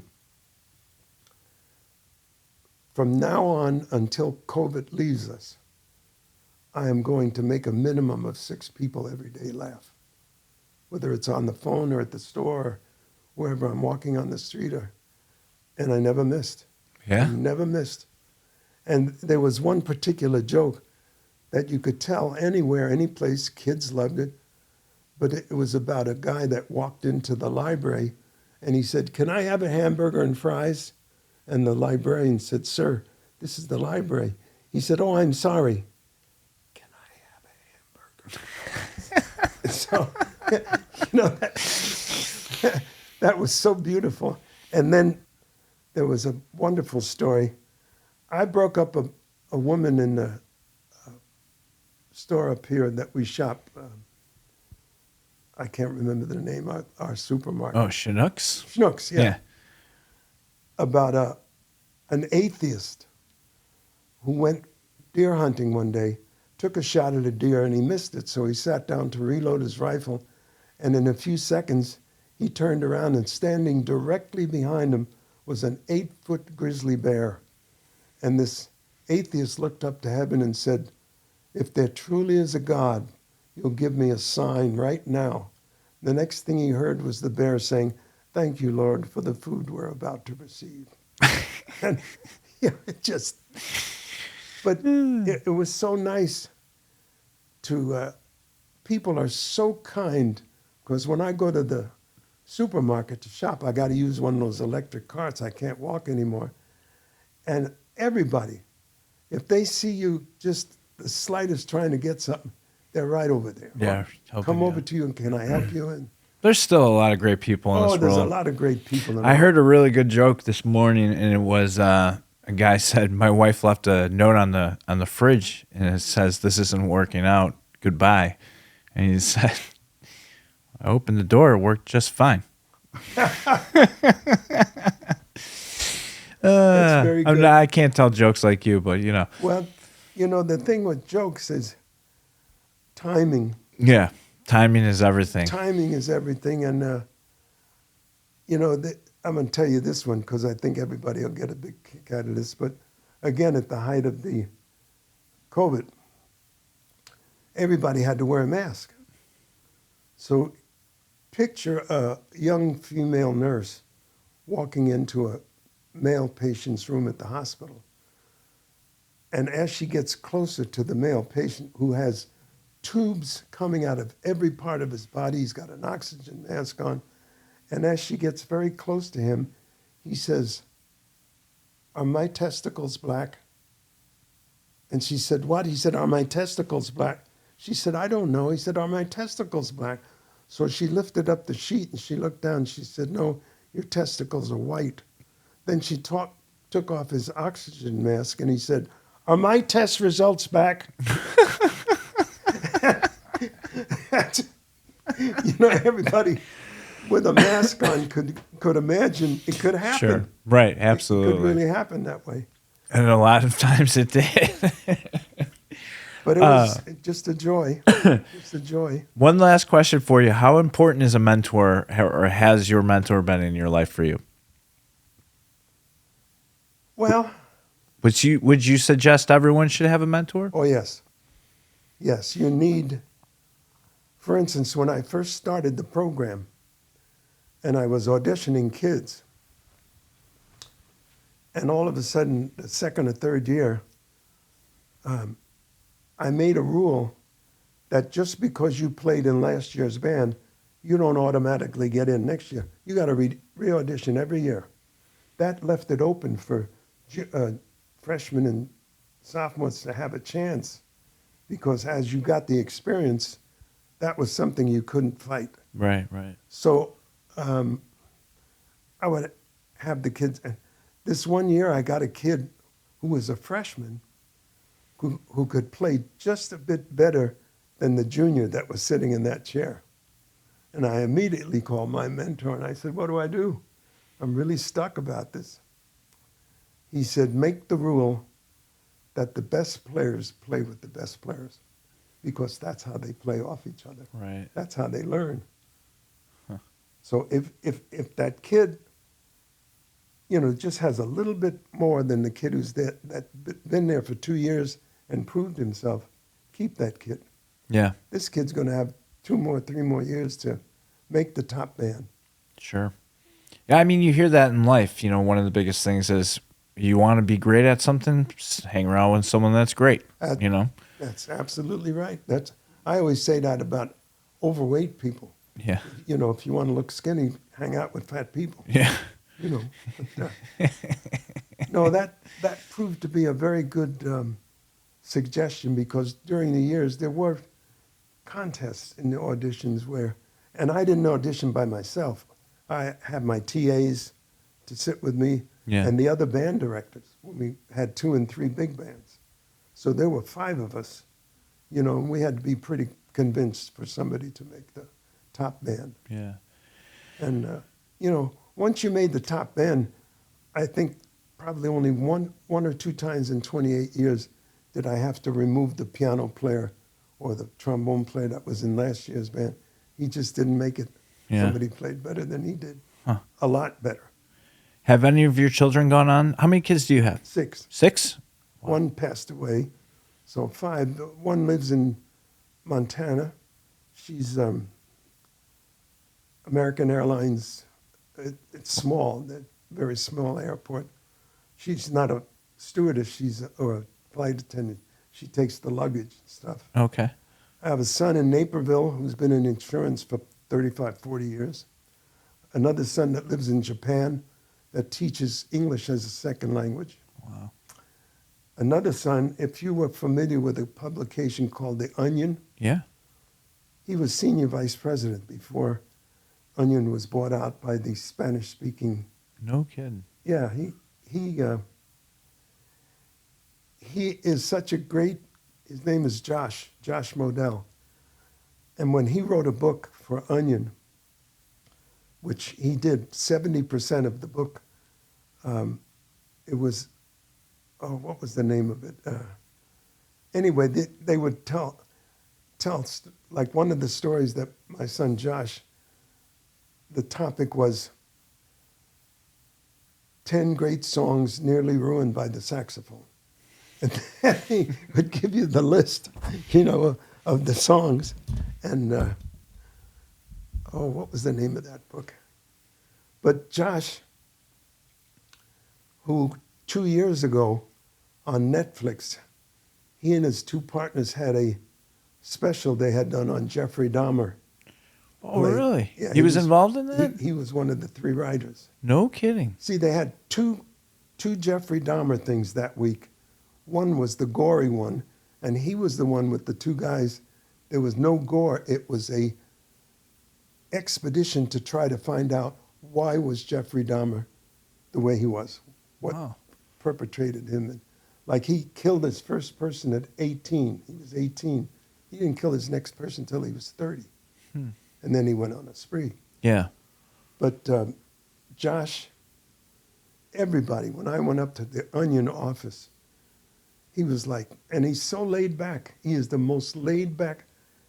For 2 years, none of us knew that he had written a major article for the Rolling Stone. Wow.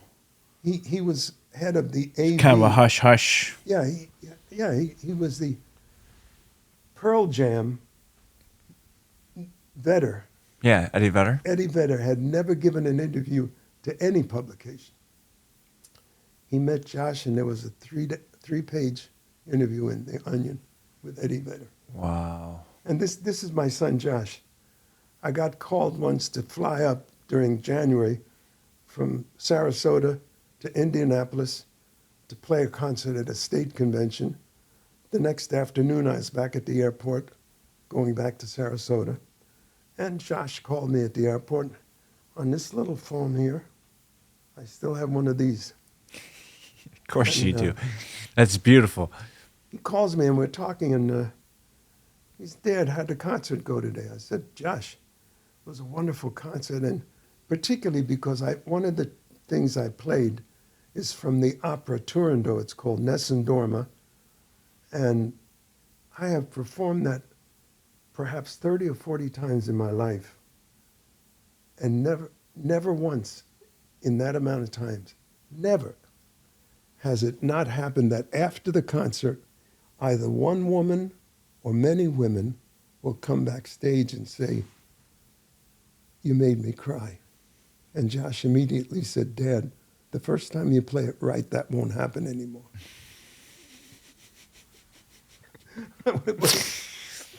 Right? He's so right. We played the women's prison every year for 5 years near Pontiac. What was the name of that? Yeah. I mean, what haven't you done? Well, that's what that guy was saying. But we played always on the week of my birthday, November 11th. So on the 3rd year, it turned out that it was on my birthday. Mm-hmm. And somehow the women found out about it. And while I was announcing a tune, they all stood up and sang happy birthday. So the following year, and I'm telling this to my 15-year-old, the one that lives in Japan, I'm telling him, so nice last night, we played the prison, and after the concert was over, this little black girl came up to me and said, ain't it your birthday? And I said, no, but it's very nice of you to remember that it was at this time of the year. She said, "How old are you?" And I remember I said, "I'm 47." She said, "You look good." And my son says, "Dad, to anybody in prison, you look great." My boys. Obviously, Yeah. he's got a probably going to end up being the second runner-up of the generation at McCurdy's here at some point. He's coming here Saturday with his wife and daughter. We're going to go out to Lincoln Inn for lunch. Yeah, wonderful. And he lives in Milwaukee now. He moved from Chicago all those years. At Onion, he had a Lakeshore Drive condo, but now he's, doing documentaries. He's got another documentary. I love that. Absolutely. It's a musical group from Milwaukee called the Frogs.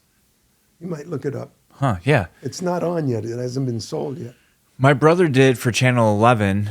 My brother's like a jack of all trades, but he did actually a documentary about the Green Book. I think I was telling you about that. I love that. And it just aired 5 months ago or something like that on Channel 11. So they're still doing like the Channel 11. Yeah. So I think you can look it up. I think it's on. I'm pretty sure you can find it on YouTube. I'll have to find out for you. I'm going to send you, if I get time before we leave. PBS in Chicago did an hour special on us. Did they? 1981. Oh, fantastic. It was broadcast in 83. We got mail from Hawaii, from Alaska, from all over the country. Wow. It was an hour special. It was called A Year in the Life of the Greatest College Jazz Band, which I told him I hated that title. I said, there's so many good programs out there. Sure. And Dizzy Gillespie did the voiceover on the opening. Really? Yeah, and I said, Diz, you got to, as my dear friend, you can't say the greatest college. Say one of the greatest college bands. And so when you hear it, listen for it. Yeah. You'll hear him. And now here's one of the greatest. He did say it for me. The producer wasn't happy with me, Michael Hirsch. But well, I mean, Michael that's Hirsch you. said they want the number one. They don't want one of the greatest. Right, but it deserved knowing it. you, yeah, exactly. And I know it deserved it, but I can see where you didn't want to take the Oh, credit. my for God. that, yeah. So How would I look in front of all those other directors? Everybody knows you don't have control. yeah, The producer, it's better to be told that you are than to walk around and say Right. that you are. Right. Well, I mean, we could go on for hours, but I can't tell you how grateful I am that you took the time to talk to me. Oh, it's my pleasure. Yeah, It's my pleasure. I know so many people are going to enjoy this conversation. There's so many cool stories that you. Oh,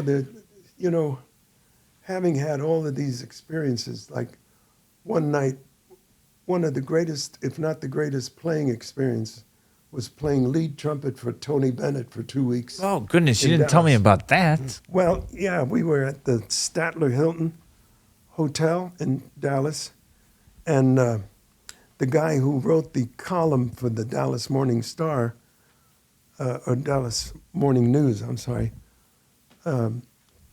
came to the rehearsal and told Tony Bennett that I was the principal trumpet of the Dallas Symphony, was going to be my lead trumpet. And Tony Bennett had this look on his face, oh my God, a symphony trumpet player is going to play my book, which is all, the great writers, Neil Hefti and everybody else. And well, after the first night, Tony Bennett was doing a tune. We did 2 shows a night.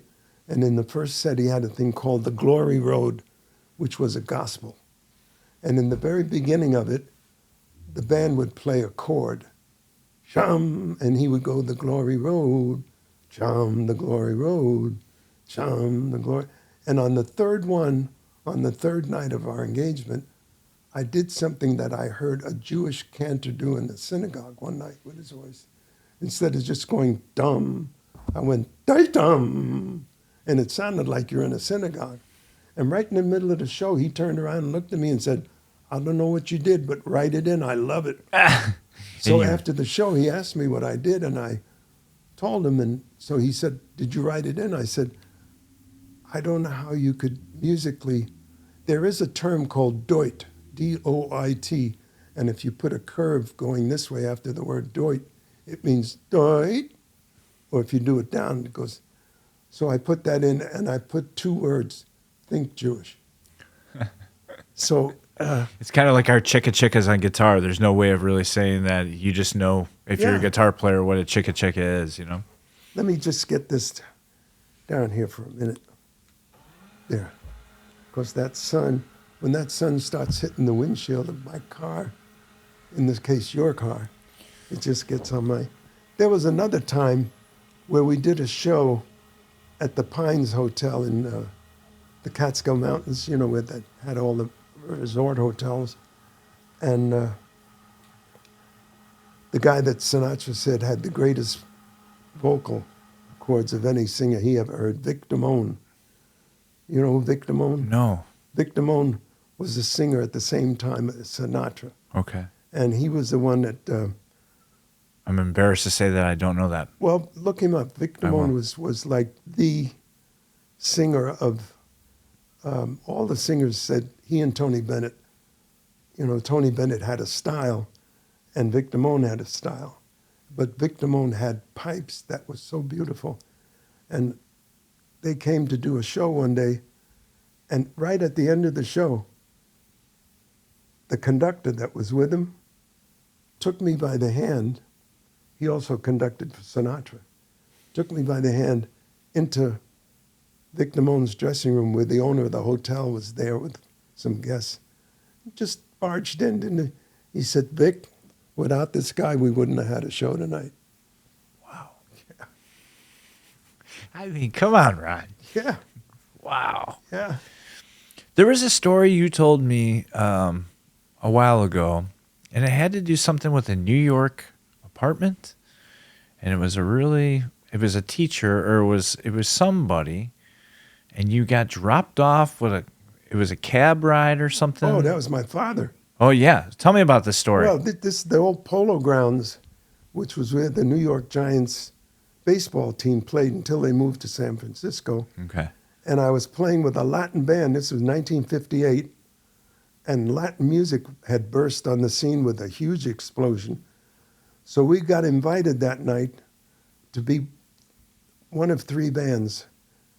It would start at 11 o'clock at night in Harlem, which is the black section of New York. And Horace Silver and his quintet with the famous Art Farmer and the saxophone player, I just can't remember. And then at midnight, we went on. I was with Joe Cuba's octet, it was called Octet. And at 1 o'clock in the morning, Dizzy Gillespie's band came on with James Moody and a lot of famous players. And anyway, when we walked in there, I was walking with the timbale player from Joe Cuba's band who looked black, but he was Puerto Rican. And there were 2,000 people in the ballroom, and I got right up to Jimmy and I said, Jimmy, walk close to me because I'm feeling a little nervous. I'm the only white face here. And he said, hey, they hate us worse than they hate you guys, the Puerto Ricans. So it just turned out to be a magnificent night. But, you know, all of those experiences, which is what that friend of mine, Vinny DiMartino, said, you'd have to live 5 lives to do all that Ron Modell did in his career. I mean, I walked in on Broadway when I finished that show with that famous woman I told you about, Cornelia Otis Skinner. She has Charles Lawton and Burgess Meredith on each arm at the rehearsal of her show, and she invited me to the rehearsal. Wow. When we were in Hollywood, I can't tell you how many people I met that, you know, just to be on the set of MASH. No, I mean, I would watch that every night with my father. Oh, yeah. You know, to see that actually. My favorite was Colonel, you know, the guy, not the first guy, not McLean Stevenson, Harry Morgan.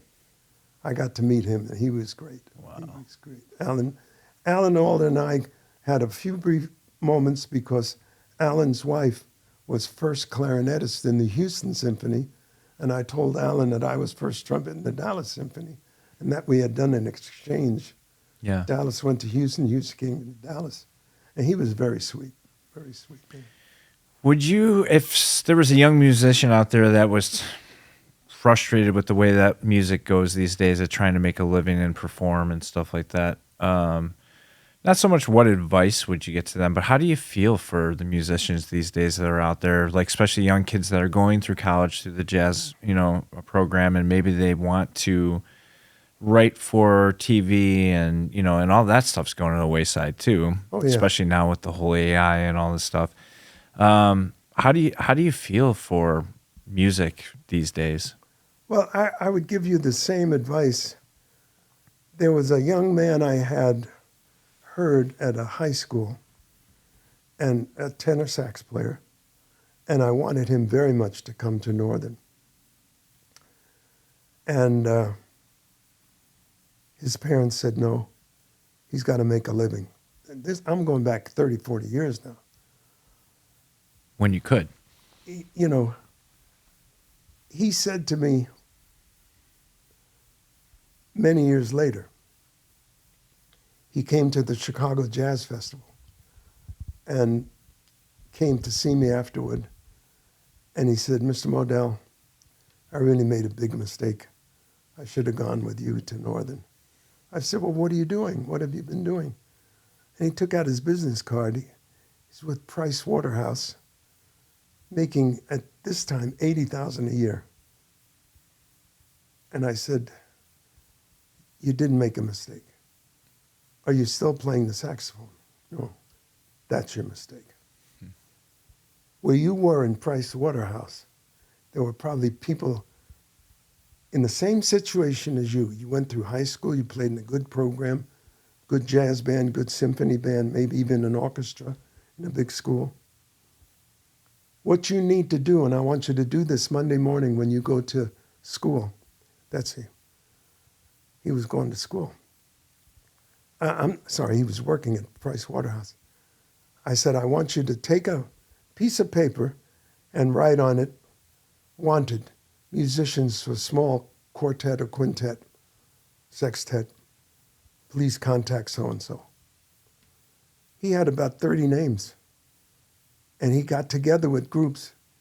And once a week they would get together and rehearse and just play, just have the opportunity to play jazz. And so your big mistake was you could have had both ends of the pie. You could have had your $80,000 a year, right, and you still could be playing even if you played in your church. Right. There was a lot of churches that switched over and were playing hip music and, and I said there's community bands all over the place. Everybody's got a community band. DeKalb has the oldest one in the whole world, United States. Yeah. So I would tell the kids today, know that high school and college, if you're a musician, are the greatest 8 years of your life. You'll be playing and making friends and doing music and really enjoying what music is all about. Hopefully you have a good teacher. But once you get out, don't give it up. Right. Keep playing. Go to a community band. Go to your church. Go to any place. It's there for your taking. Right. And that will keep you in music. Because music, as we knew it, will never come back. Right. We've become too modern. Yeah, it's over for sure. It's like that joke I told you about the two scientists making a baby.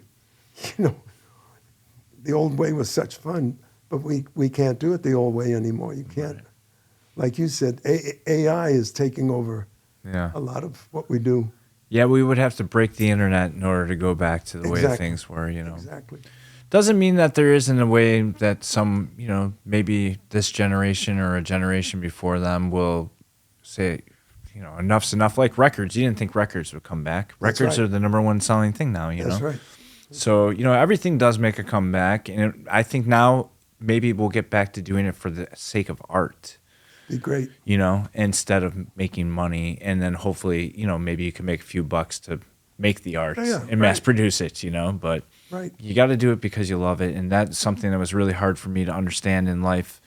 I was a product of going through this whole entire wheelhouse of from Napster to MySpace, and then on and on and on, until we couldn't make money really that much anymore.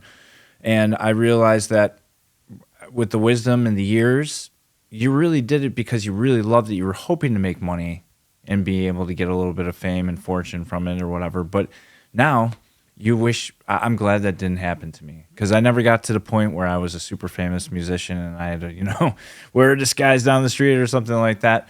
But looking back at it now, I'm perfectly happy not having to travel like Mike, my partner in this podcast. He's got to wake up, take a red-eye flight, do an interview, do whatever, get on a bus, you know what I mean? Absolutely. And I think about talking to him on the phone and his back's hurting. And I think, wow, it could have been me. I'm perfectly fine waking up in my own bed every morning and going over and having coffee and playing my guitar. That's all there is to it. Right. Well, Ron, thank you so much. I really appreciate you taking the time today. Well, let me give you our finale. Yeah, absolutely. The funniest musical joke I ever heard. There's a great trumpet player named Alan Vizzuti, and Vizzuti told me this joke. Picture a Van Halen-like guitarist sitting in his dressing room at the theater tuning up. Sitting opposite him is a 16-year-old boy, evidently a guitarist, in awe of this rock guitarist. And he's tuning for 10, 20, 30 minutes. And finally, this 16-year-old boy says, I went last week to hear another guitarist named Andres Segovia. And he only took 30 seconds to tune his guitar. You've already taken 30 minutes and you're not done. And this guitarist looked at him and said, hey, some guys just don't give a shit. What more can you say? What more can you say? It was a pleasure. Great pleasure to be with you. Thank you, Ron.